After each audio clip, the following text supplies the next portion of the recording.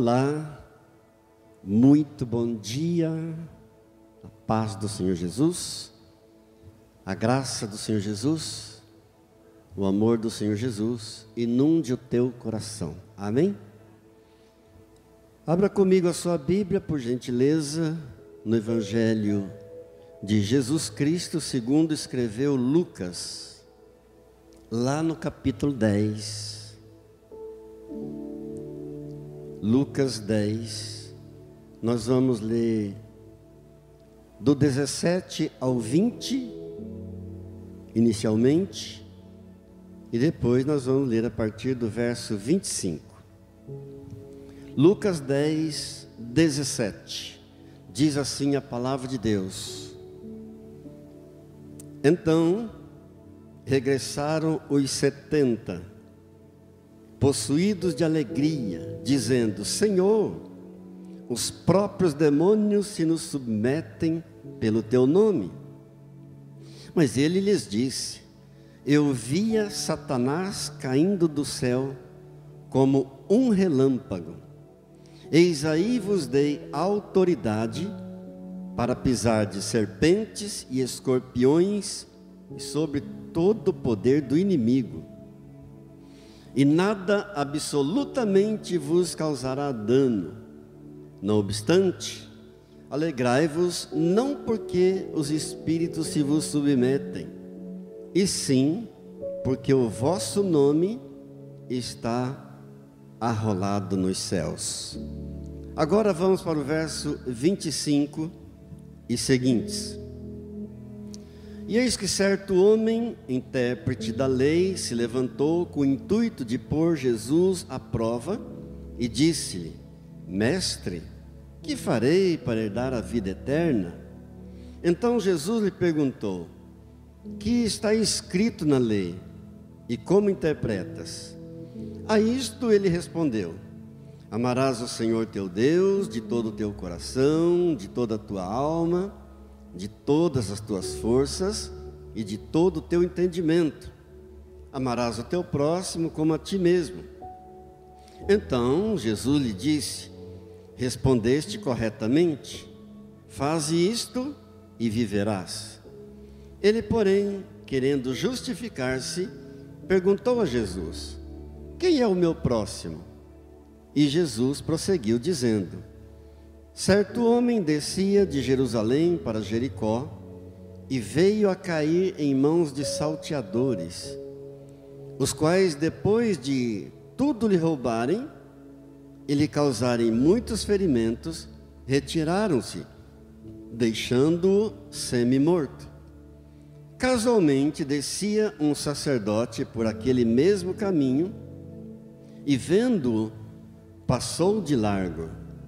Semelhantemente, um levita descia por aquele lugar e, vendo, também passou de largo. Certo samaritano que seguia o seu caminho passou-lhe perto e, vendo, compadeceu-se dele. Chegando-se, pensou-lhe os ferimentos, aplicando-lhes óleo e vinho.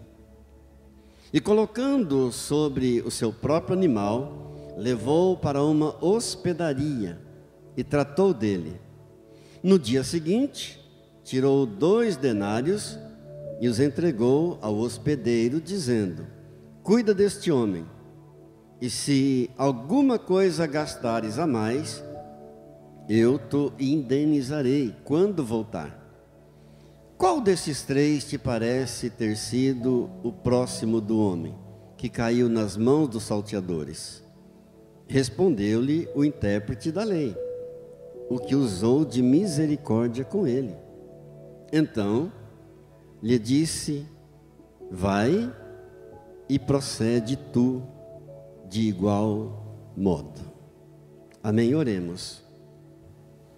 Querido Deus, abrimos nosso coração para a tua palavra nesse momento de meditação, te dando toda a honra, toda a glória, reconhecendo a nossa pequenez, a nossa dependência do Senhor. Ajuda-nos a entender, Pai, a tua palavra santa, bendita e maravilhosa. e daremos a Ti sempre a honra, a glória, o poder e o louvor, em nome de Jesus. Amém. Amém. O texto está dizendo para nós que um doutor da lei, um intérprete da lei, um estudioso da lei, um conhecedor da lei, se levantou para colocar Jesus à prova, com o intuito de provar Jesus. E perguntou ao Senhor Jesus: Mestre, o que eu farei para herdar a vida eterna? Essa é a pergunta mais importante que um ser humano pode fazer enquanto vive neste mundo. Essa foi a pergunta que aquele carcereiro lá de Filipos fez a Paulo e Silas. O que eu preciso fazer para ser salvo? E Paulo e Silas então responderam a ele: crê no Senhor Jesus e serás salvo tu e a tua casa. Essa continua sendo a pergunta mais importante do mundo, e ela continua ecoando pelos séculos, até os dias de hoje. Você já sabe que, para nós entendermos bem um texto, é fundamental a gente analisar o contexto, entendermos bem o contexto. Isso ajuda muito a gente entender um texto. Por isso, eu fiz questão de ler com você sobre o regresso dos 70 que foram enviados por Jesus, em Lucas 10, do 17 ao 20. Então você vai entender quando esse homem se levantou para afrontar Jesus. Em que momento, em que circunstâncias? Por que ele quis afrontar Jesus com essa pergunta? Bem, os 70 estão voltando da missão que Jesus deu a eles, e eles estão irradiantes de alegria, por causa dos milagres que eles viram, por causa de tudo que eles viram acontecer. Eles estão voltando cheios de alegria, e chegam para Jesus e dizem para Jesus assim: Senhor, até os próprios demônios se submetem ao teu nome. E Jesus então vira-se para eles no verso 20 e diz assim: olha, vocês devem estar alegres, mas não porque os demônios se submetem a vocês pelo meu nome. Antes, vocês devem estar alegres, porque o nome de vocês está escrito no livro da vida. Aleluia. Queridos, em resumo, o que Jesus disse foi o seguinte: o maior de todos os milagres é a salvação da nossa alma. É bom ver milagres, claro, todo mundo gosta, eu também. Queremos ver milagres. É bom ver Jesus curando as pessoas, nos alegra. É bom ver as pessoas sendo libertas dos demônios, nos alegra muito. Mas saber que o teu nome está escrito no livro da vida, esse é o maior milagre que pode acontecer na vida de uma pessoa. Nós deduzimos então que esse doutor da lei, que se levantou para afrontar Jesus, ele deve ter escutado esse diálogo entre Jesus e os discípulos. E ele deve ter pensado consigo assim: mas espera aí, esses homens aí, discípulos de Jesus, homens simples, sem estudo nenhum, pescadores, e Jesus está dizendo que deu a eles poder e autoridade para pisar serpentes e escorpiões, e sobre todo o poder do mal, e nada de mal vai acontecer a eles. E eu? Esses homens aí simples, Jesus está dizendo que o nome deles está escrito no livro da vida. E eu, que sou um estudioso da palavra, e eu que sou um doutor da lei, o que será que acontecerá comigo? Então é dentro desse contexto que ele então se vira para Jesus e diz: mestre, o que é que eu devo fazer para alcançar a vida eterna? Ele fez a pergunta mais importante do mundo. Ele fez a pergunta certa, para a pessoa certa. Mas Jesus, sondando a mente e o coração daquele doutor da lei, Jesus viu que a pergunta dele era capciosa. Ele não estava perguntando porque ele estava interessado na salvação da alma dele. Ele perguntou porque ele queria comparar a resposta de Jesus com o conhecimento que ele tinha a respeito da vida eterna. Porque ele conhecia bem a palavra, era um intérprete da lei, era um doutor da lei, era um conhecedor da palavra. Então ele pensou consigo mesmo que se a resposta de Jesus fosse diferente do que ele tinha, do conhecimento dele, ele partiria para um debate com o Senhor Jesus. Queridos, devo dizer uma coisa para os irmãos.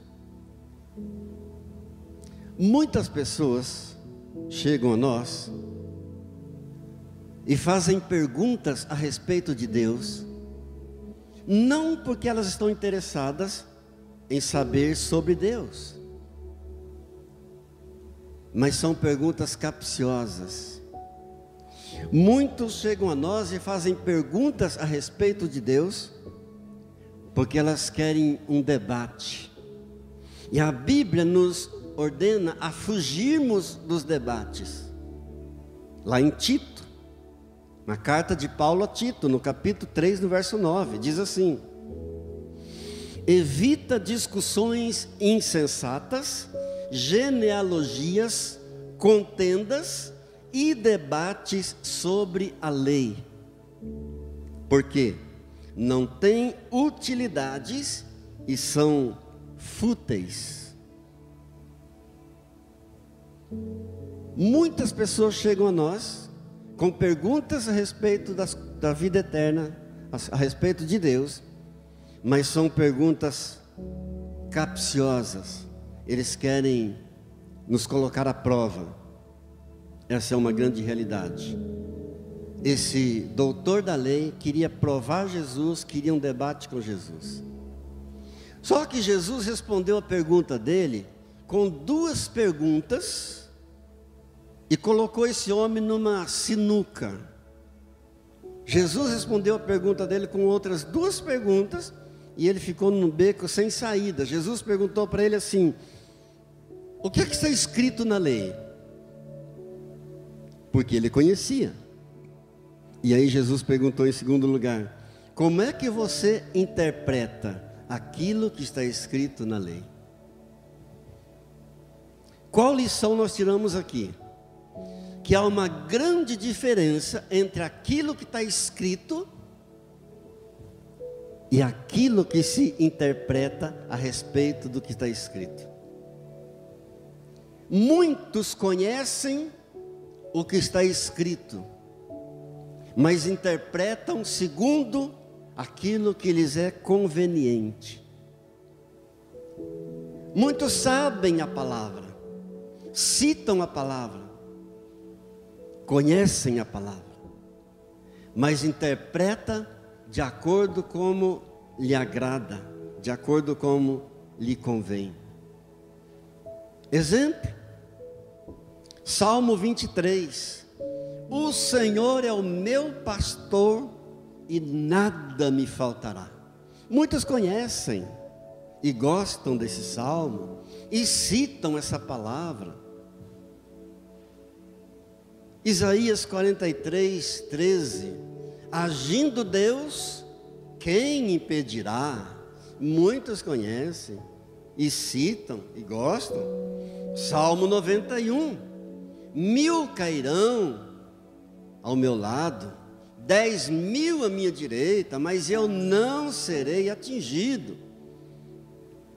Mas quando chega em Malaquias, capítulo 3, trazei à casa do tesouro todos os dízimos, aí diz, não, isso aí é Antigo Testamento, isso não é para nós.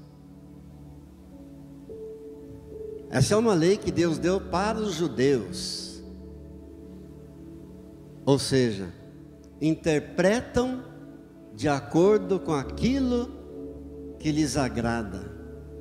A pessoa é avarenta, apegada ao dinheiro, gosta de todas as promessas do Antigo Testamento, cita a palavra de Deus, mas quando Deus diz em Malaquias 3, trazei os teus dízimos, ela diz, não, isso não é para nós. Mas atente para a resposta que esse doutor da lei deu ao Senhor Jesus, quando Jesus perguntou a ele, o que é que está escrito na lei? E como é que você interpreta?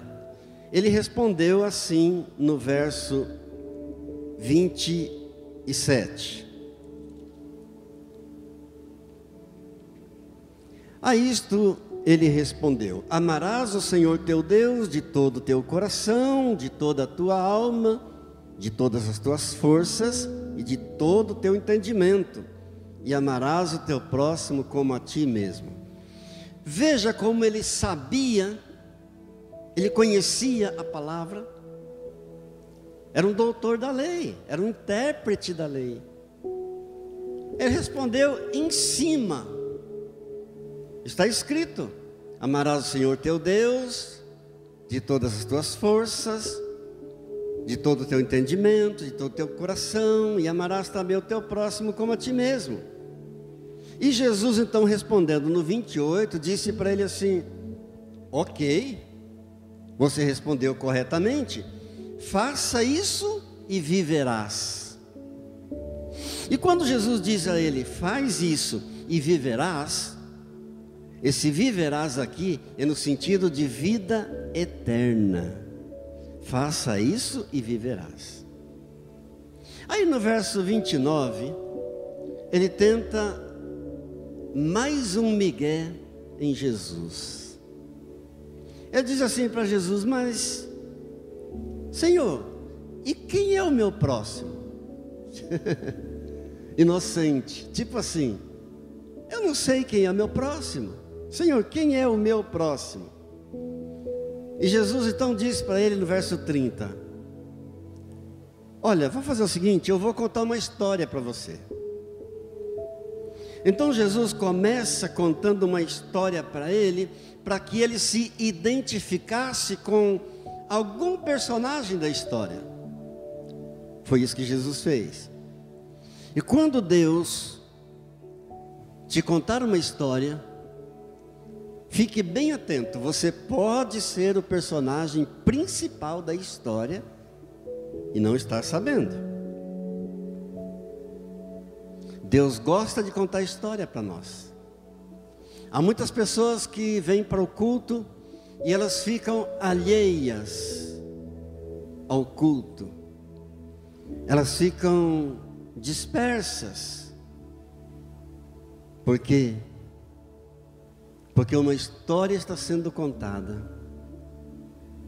E de repente ela pode ser o personagem principal da história. E ela não quer. Então a pessoa fica desatenta. Graças a Deus isso não acontece aqui. Somos um povo voltado para a palavra, que prioriza a palavra, que ama a palavra, que se dedica à palavra. Mas Deus gosta de contar história, para pegar a gente, para que a gente possa se identificar com algum personagem da história. Querem um exemplo bíblico?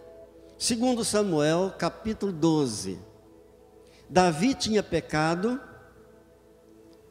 adulterou com Batseba, mandou matar o marido de Batseba, e Deus manda um profeta, Natã, para confrontar Davi. Natã chega para Davi e diz: Davi, eu quero te contar uma história. Davi diz: ok, pode contar.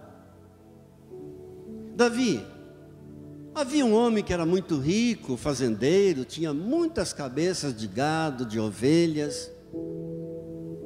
E certa vez ele recebeu uma visita de um amigo, e ao invés de ir ao seu pasto, pegar uma ovelha sua, ou uma cabeça de gado do seu e matar para fazer uma recepção para aquela visita, ele foi lá no vizinho pobre que tinha só uma ovelhinha, amava tanto a sua ovelhinha, roubou a ovelha do coitado do homem pobre e matou para recepcionar o seu amigo.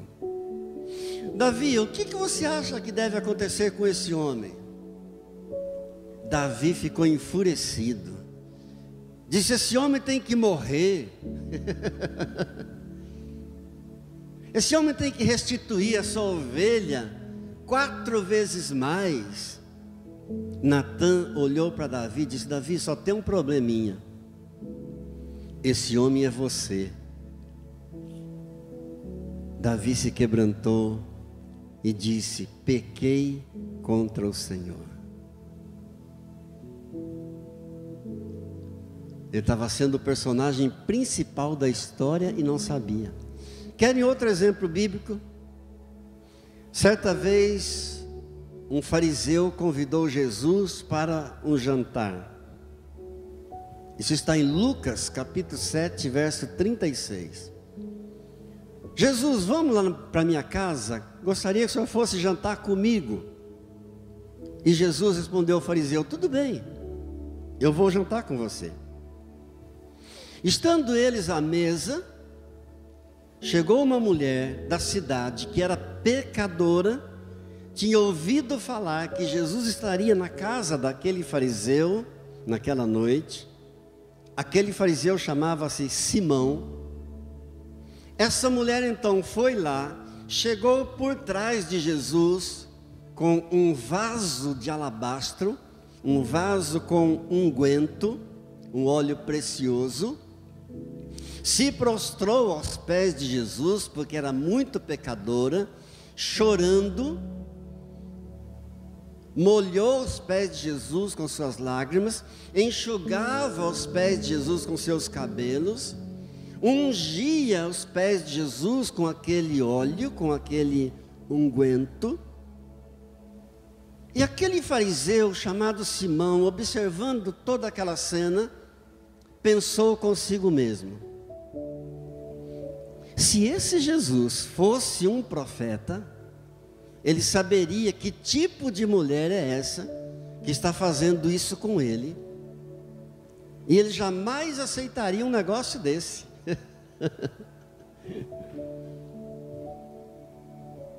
Jesus então disse a ele: Simão, deixa eu contar uma história para você. E o fariseu disse: ok, pode contar. Simão, um credor tinha 2 devedores. Um devia 500 denários e outro devia 50 denários.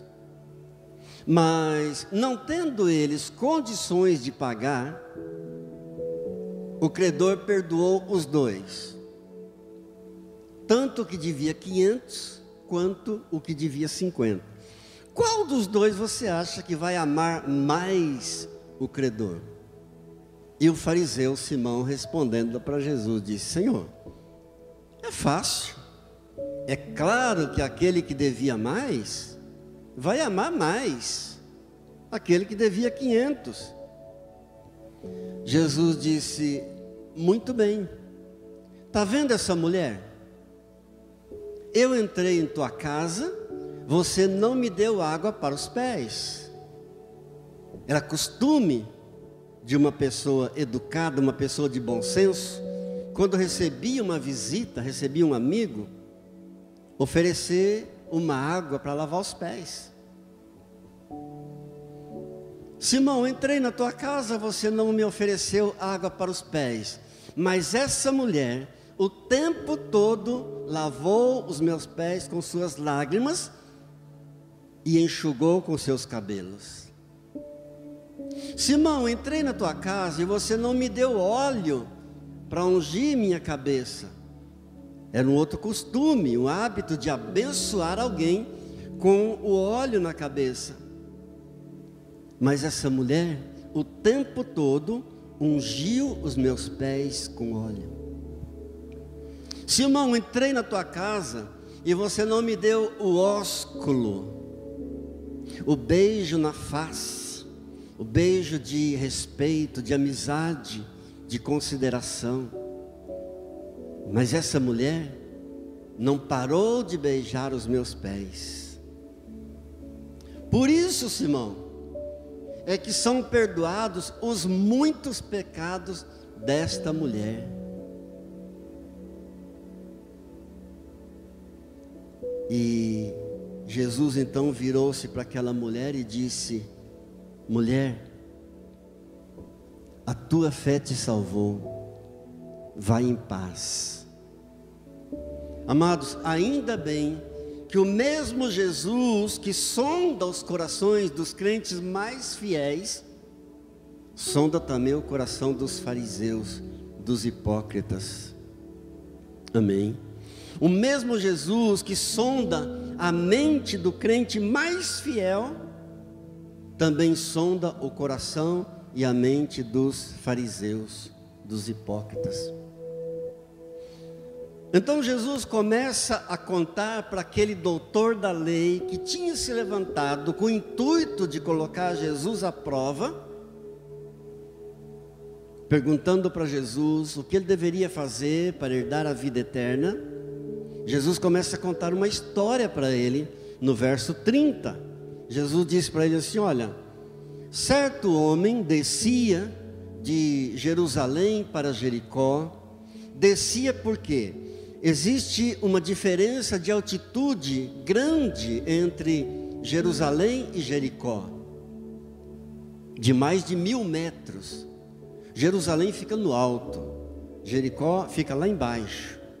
Então descia de Jerusalém para Jericó um certo homem, e sair de Jerusalém e ir para Jericó, isso tem um significado espiritual. Por quê? Porque Jerusalém significa o centro da vontade de Deus. Jerusalém significa o lugar da bênção, lugar do poder de Deus. Quando Jesus se despediu dos discípulos, quando ele voltou para o Pai, antes de subir, Jesus disse para eles: fiquem em Jerusalém, até que do alto vocês recebam o poder. Querem ter poder? Então fiquem em Jerusalém. Jerusalém então simboliza lugar de poder, lugar da bênção de Deus, lugar da presença de Deus. Jericó significa maldição, porque lá em livro de Josué capítulo 6 verso 26, quando Josué conquistou a cidade de Jericó, ele amaldiçoou a cidade. Deus amaldiçoou Jericó. Está escrito: maldito seja diante do Senhor o homem que reedificar esta cidade de Jericó. Portanto, em Jericó havia um peso espiritual. Jerusalém, símbolo da presença de Deus, lugar da bênção de Deus. Jericó, símbolo de maldição. Sair de Jerusalém e descer para Jericó significava sair do lugar que Deus quer e ir para um lugar que Deus não quer E muita gente tem saído do lugar que Deus quer que ela esteja e tem ido para o lugar que Deus não quer que ela esteja. Diga misericórdia. Jesus diz então: esse homem que descia de Jerusalém para Jericó veio a cair nas mãos de salteadores, porque naquela época haviam 2 caminhos de Jerusalém para Jericó. Um que passava por Belém, era mais longo, mas era um caminho mais seguro, era um caminho mais tranquilo. E havia um outro caminho chamado Caminho Sangrento. Olha o nome do caminho. Caminho Sangrento era um atalho, era um caminho mais curto, chegava-se mais rápido, mas era um caminho perigoso, em que havia muitas montanhas, onde os ladrões, os salteadores se escondiam para atacar as pessoas que passassem por esse caminho.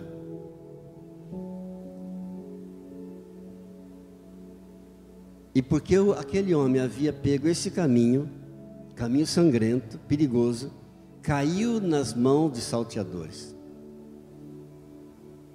Cuidado, que a nossa vida ela é cheia de atalhos. Nossa vida é cheia de caminhos mais curtos, onde se chega mais rápido, mas nem sempre o caminho mais rápido é o mais seguro. Pastor, o que seria um atalho na nossa vida? O que seria um caminho mais rápido? Seria deixar de fazer as coisas do jeito certo e oferecer uma graninha por fora, fazer um suborno. Pegar um atalho seria deixar de pagar impostos e subornar autoridades, dando um jeitinho brasileiro, chamado jeitinho brasileiro, não é de Deus.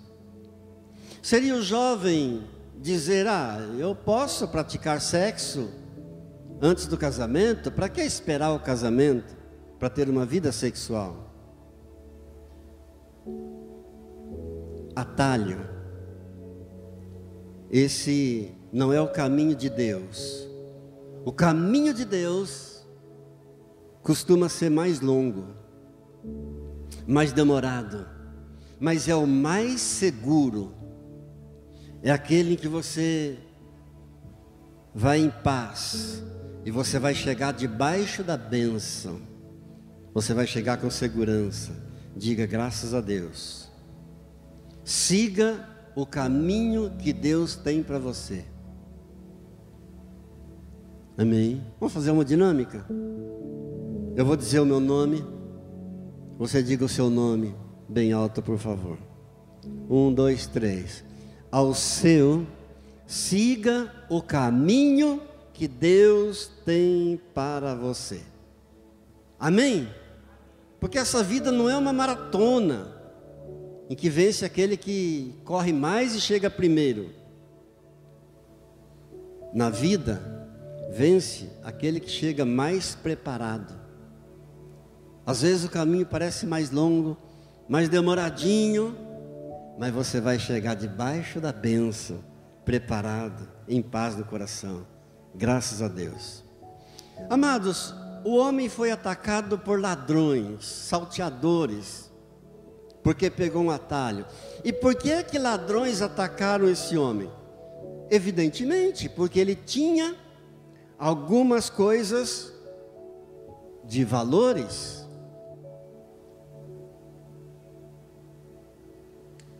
Nenhum ladrão vai atacar alguém se não tiver valores. Por que Satanás ataca tanto você? Sabe por quê? Porque você tem valores de Deus. Amém? Você tem valores morais. Você tem valores espirituais. Você tem valores familiares. você tem valores conjugais. Por isso Satanás ataca você para tentar roubar os teus valores. Aqueles ladrões roubaram tudo que o homem tinha, despojaram o homem, feriram o homem, bateram nele, machucaram o homem e jogaram à beira do caminho. Sabia que há muita gente por aí afora, por esse mundo afora, ferida, despojada, caída à beira do caminho?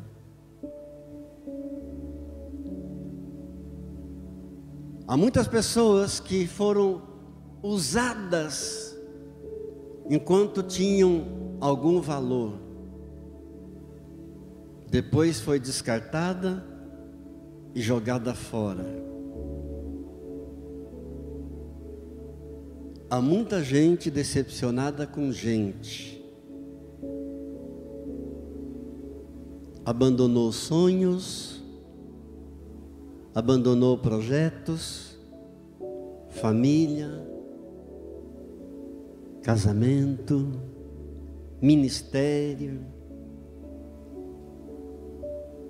Quantas moças, quantas jovens se entregaram a um rapaz porque era bonito e sonharam com um marido, confiaram naquele rapaz, se entregaram a ele, mas com o tempo perceberam que ele só queria usar por um tempo e descartar. Quantos funcionários que foram fiéis ao seu patrão, à sua empresa, dedicados, enquanto estavam rendendo, enquanto estavam produzindo, eram valorizados. Mas quando deixaram de produzir, foram descartados, jogados do lado. Quantas pessoas abriram suas portas para ajudar alguém? Ajudou na hora que a pessoa estava numa necessidade extrema, cuidou, e a pessoa só demonstrou ingratidão, foi embora, cheia de ingratidão. Amados, há muita gente que se sente assim, por esse mundo afora. Há muita gente se sentindo descartada, até mesmo pela própria família. Que Deus tenha misericórdia de nós. Mas graças a Deus que a história não termina assim. Jesus vive em você hoje. Amém. Jesus vive em você hoje, estará com você lá no futuro também, até o fim. Eis que estou com você, até o fim, até a consumação dos séculos. Diga graças a Deus. Saiba de uma coisa: se o diabo descartou você, Deus nunca vai descartar você. Saiba que Deus tem muita coisa reservada para a tua vida. Saiba que Deus tem muita coisa para a tua família. Saiba que Deus tem muita coisa para o teu ministério. Aliás, deixa eu fazer uma pergunta. Você ama a Deus? Estou perguntando, você ama a Deus? Se você ama a Deus, Paulo diz em 1 Coríntios capítulo 2, verso 9: nem olhos viram, nem ouvidos ouviram, e nem jamais penetrou em coração humano o que Deus tem reservado para aqueles que o amam. Diga graças a Deus. Graças a Deus. O problema é o estado em que a pessoa fica quando ela é atacada, quando ela é atingida. Porque Satanás não se contenta apenas em roubar. Ele não veio só para roubar. A Bíblia diz que ele veio para matar, roubar e destruir. Por isso que esse homem, diz o texto no final do verso 30, que esse homem ficou ali jogado à beira do caminho, semi-morto, meio morto. É a única pessoa que nós encontramos na Bíblia meio morto. Lázaro morreu, ficou morto por 4 dias e Jesus ressuscitou. O filho da viúva de Naim morreu, Jesus ressuscitou. A filha de Jairo, Talita, morreu, Jesus ressuscitou. Único da Bíblia meio morto é esse homem. O que simboliza esse homem meio morto? O que representa esse homem meio morto?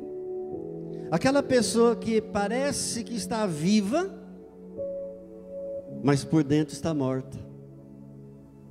Diga misericórdia. Aquela pessoa que você olha, ela leva uma vida normal, você encontra com ela na rua, parece que está tudo bem, está normal, no trabalho, na família, está tudo bem, ela vai à igreja, ela sorri, parece que está viva. Mas quando essa pessoa se encontra sozinha, quando põe a cabeça no travesseiro, ela vê que há muita coisa morta dentro dela. No meio dos amigos, na igreja, na rua, tudo bem, está tudo vivo. Mas quando chega em casa, tem relacionamento morto, tem projetos mortos, engavetados, tem fé morta, tem casamento morto, tem família morta, tem ministério morto. Que Deus nos ajude. Que Deus nos ajude. Eu quero orar nesta manhã. Eu quero profetizar vida na tua vida em nome de Jesus.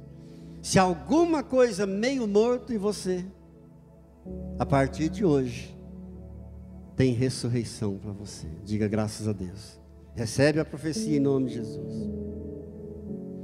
Mas esse texto ensina para nós também uma coisa maravilhosa. O que, pastor? Que nós não devemos colocar expectativa em pessoas. Diga, não pôr expectativas em pessoas. Confia em Deus, somente em Deus, não em pessoas. Por quê? Porque o homem está ali, semi-morto, meio morto. Vem um sacerdote, ele pensa, bom, um sacerdote, esse vai me ajudar. Afinal de contas, é um sacerdote, vive dentro do templo. Mas o sacerdote passou longe,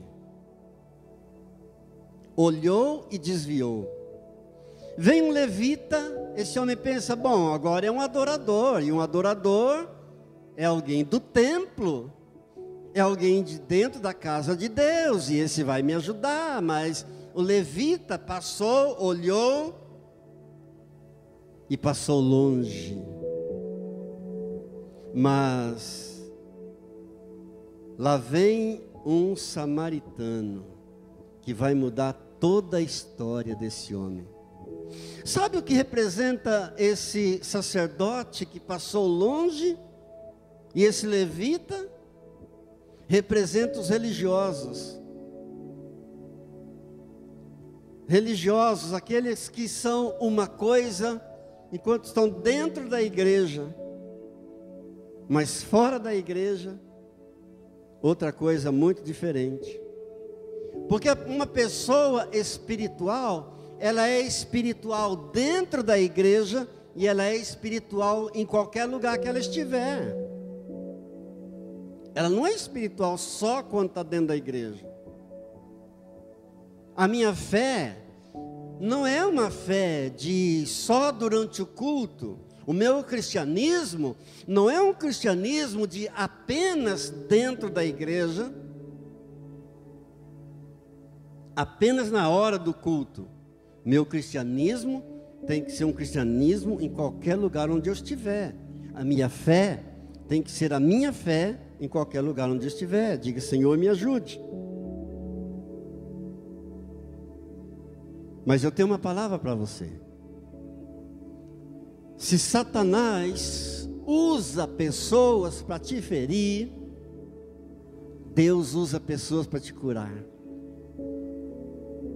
Ouvi só um amém. Vou repetir. Se Satanás usa pessoas para te ferir, Deus vai usar pessoas para te curar. Amém. Glória a Deus. Louvado seja o Senhor. Então, queridos, a lição aqui é que nós não devemos colocar expectativas em pessoas. Porque no verso 33, chegou um samaritano. Nesse não havia expectativa nenhuma, mas ele mudou toda a história. Ele se compadeceu daquele homem, se aproximou daquele homem, e ele fez aquilo que os religiosos não fizeram. Esse samaritano se compadeceu, se aproximou e deitou nas feridas daquele homem óleo e vinho. Diga: óleo e vinho. Aqueles religiosos tinham óleo e vinho só quando estavam lá dentro do templo. Mas aquele samaritano carregava óleo e vinho na bolsa. Era alguém preparado, era alguém prevenido. Louvado seja Deus.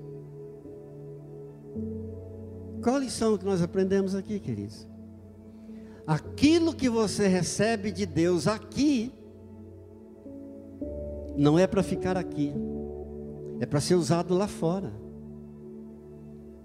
Aquilo que você recebe de Deus aqui, é para você usar lá fora, lá na família, lá nas pessoas que Deus colocar no teu caminho. É para você usar lá nas pessoas com as quais você interage, lá onde você trabalha, onde você estuda, em qualquer lugar onde você estiver.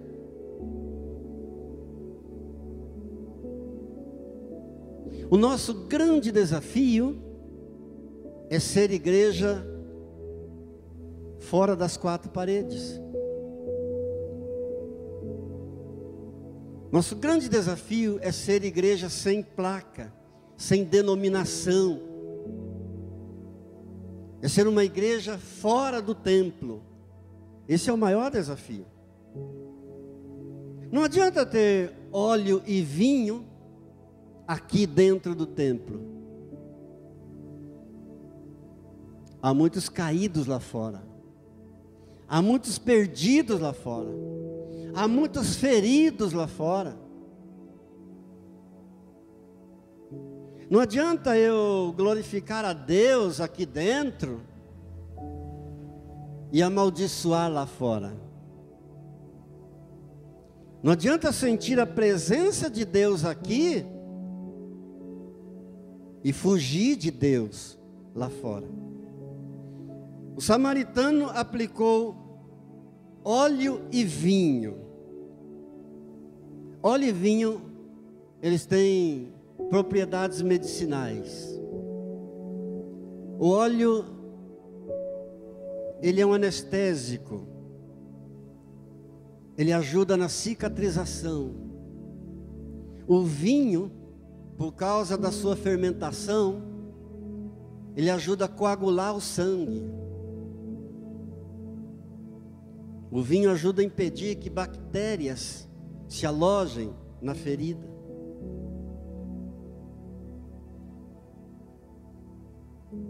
Como está a tua ferida? Tua ferida está doendo? Deus tem óleo e vinho para você. Amém? Deus tem muito óleo e vinho guardado para você. Diga glória a Deus.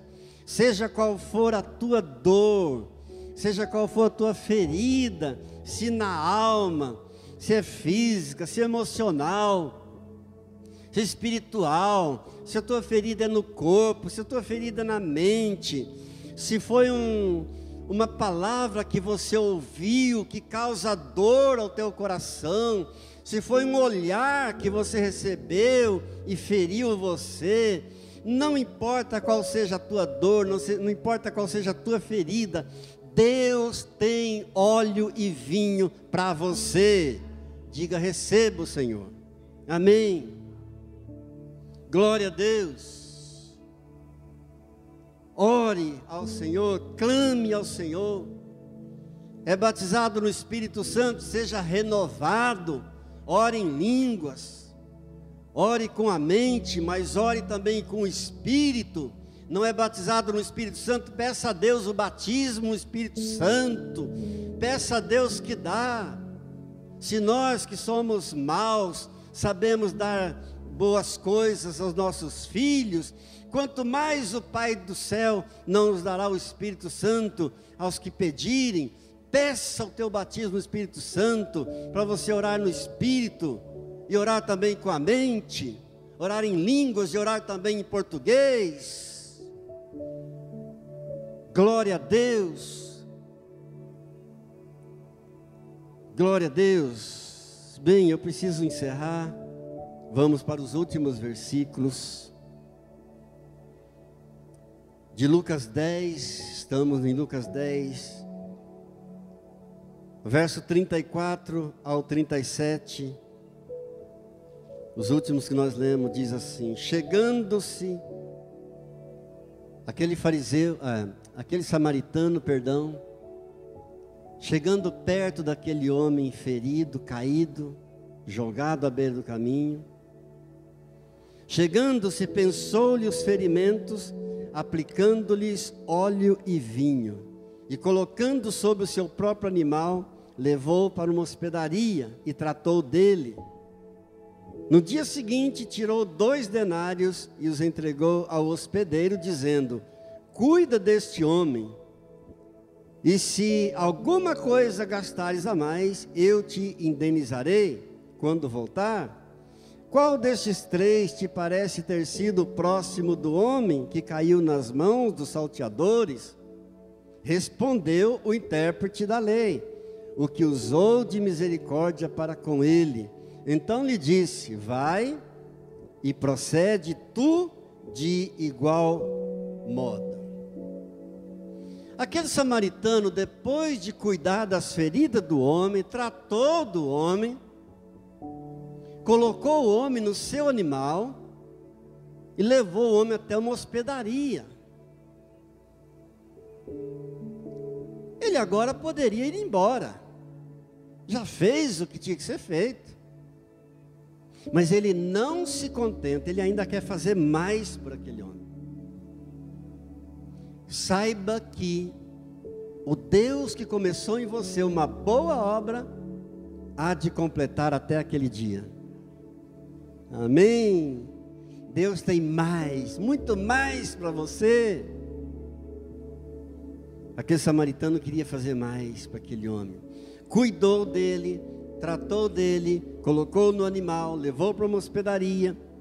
E só no dia seguinte, diz o verso 35, só saiu no dia seguinte, ou seja, passou a noite cuidando do homem.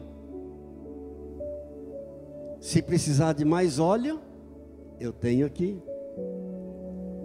Se precisar mais de vinho, eu tenho aqui. Deus está cuidando de você. Amém. Entregou ao hospedeiro 2 denários. Não é pouco dinheiro, não. Sabe o valor de 1 denário na época? 1 denário valia 1 dia de trabalho de uma pessoa. 1 dia de salário. Se fosse hoje, seria aí uns 200, 300, uns 400 reais. Entregou aqueles 2 denários ao hospedeiro, ao dono da estalagem, e disse para ele: cuida desse homem para mim. E se ele gastar mais do que isso, quando eu voltar, eu vou te pagar, eu vou indenizar você. Eu voltarei. Jesus está voltando. Amém. Diga glória a Deus. Jesus está voltando. Alguém tocou em você, no seu passado? Jesus está cuidando de você no futuro. Aquele samaritano cuidou do homem porque alguém tinha tocado nele, no passado dele. Ele cuidou e está preocupado com o futuro do homem. Eu vou deixar esse dinheiro aqui, cuida dele para mim. Se ele gastar mais, eu vou pagar, eu vou voltar aqui. Alguém tocou no passado dele, mas eu estou investindo no futuro dele. Graças a Deus. Se Satanás tocou em alguma área do teu passado, Deus está investindo no teu futuro. Amém? Escreve na cadernetinha do teu coração. Escreve essa verdade, porque é uma palavra verdadeira. Se Satanás tocou em alguma área do teu passado, Deus hoje está investindo no teu futuro. Deus está cuidando de você. Deus tem óleo e vinho para você e está investindo no teu futuro. Aquele doutor da lei que se levantou para provar Jesus, começou com uma pergunta: quem é o meu próximo? Jesus concluiu a história perguntando para ele: quem foi o próximo daquele homem que caiu nas mãos dos salteadores? Foi o sacerdote? Foi o levita? Ou foi o samaritano? E o doutor da lei respondeu: foi aquele que usou de misericórdia com ele. Jesus disse: então vai e faça tu igual.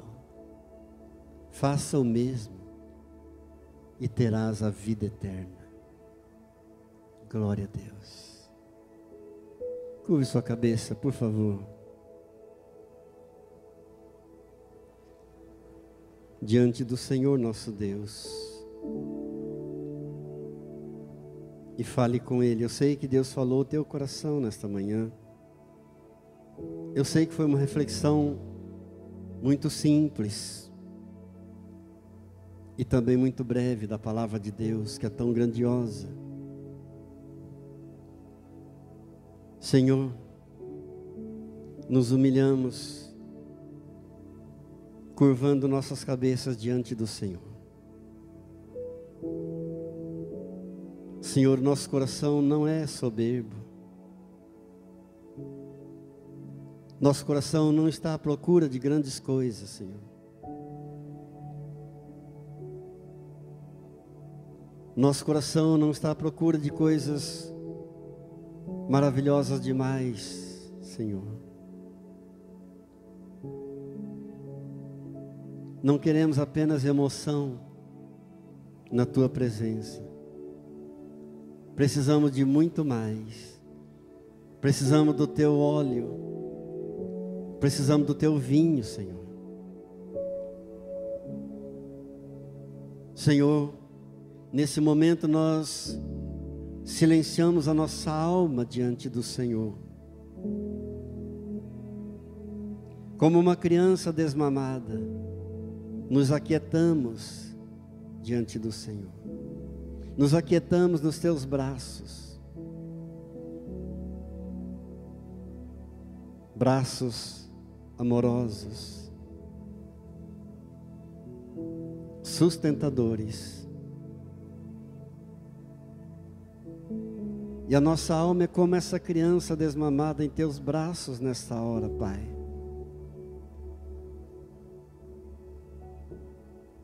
Pai, acalma o nosso interior, acalma o nosso coração, porque nós esperamos no Senhor, nós confiamos no Senhor, desde agora e para todo sempre. Pai, no nome de Jesus, se alguém aqui entre nós, e se alguém distante que está orando através desse vídeo, nesse momento, que foi roubado, que foi ferido no passado, que foi abandonado, descartado, como se fosse um objeto descartável, Pai, eu libero a palavra de bênção sobre essa pessoa, de restauração, de restituição de tudo aquilo que o inimigo roubou. Pai, em nome de Jesus, eu libero a palavra de bênção, de cura. O óleo do Senhor e o vinho do Senhor sendo aplicado sobre essa ferida aberta, em nome de Jesus. Oh Pai, graças pelo sangue coagulado, graças, Senhor, pela cicatriz da ferida que o Senhor curou, que o Senhor livrou de bactérias. Pai, se alguém que foi usado, vem agora encher o coração dessa pessoa, da Tua presença. O que ela mais precisa agora é da Tua presença. Se foi jogado fora, o Senhor é o Deus que não rejeita ninguém. O Senhor não faz acepção de pessoas. Pai, restaura sonhos que foram perdidos, que foram roubados. Pai, restaura projetos que foram engavetados. Restaura ânimos, restaura famílias, restaura casamentos. Pai, no nome de Jesus, restaura ministérios que foram deixados de lado. Oh Deus, se alguém aqui que sofreu ingratidão, que ajudou, que cooperou, que colaborou, que se esforçou para ajudar e só recebeu ingratidão, Deus, inunda o coração dela agora, com Teu amor, com a Tua graça, com a Tua paz, com a Tua misericórdia. Levanta o que está abatido, levanta o que está desanimado, fortalece ao que está triste, que está fraco na fé, que perdeu o ânimo, perdeu a alegria. Pai, ressuscita ao que está meio morto, traz vida. O Senhor é o Deus da vida e não da morte. O Senhor é o Deus dos vivos. Pai, no nome de Jesus, eu Te agradeço, porque o Senhor sempre ouve os nossos clamores. Muito obrigado, Deus, em nome de Jesus. Amém. Amém. Fiquemos de pé. Quero encerrar com uma oração profética, uma palavra profética sobre a tua vida para essa semana, para a tua família, em nome de Jesus. Estende suas mãos.